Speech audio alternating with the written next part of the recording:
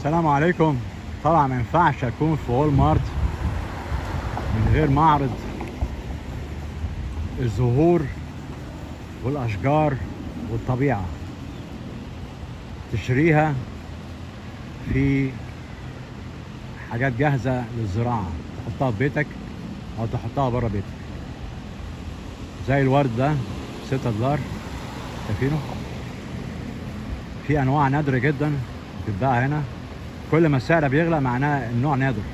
اوكي، $11 شايفينه يا جماعه، وفي كمان ب$20 لدرجه انهم ممكن تجيب شجره شتله يعني، والشتله دي تزرعها في الجنينه بتاعتك لو عندك جنينه.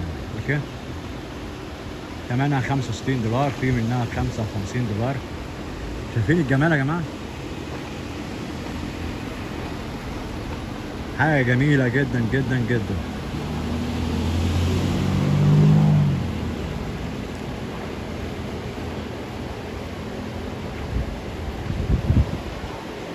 وادي المكان من جوه، بس انا هصور بره الاول.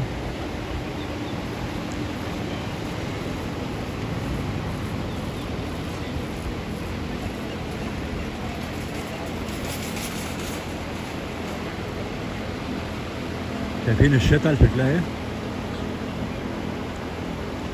شكلها حلو ها؟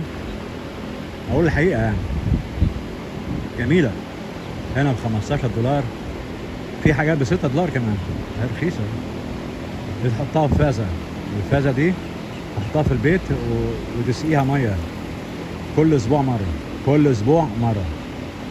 هما بيدوك حتى التعليمات تحط ميه كل قد ايه.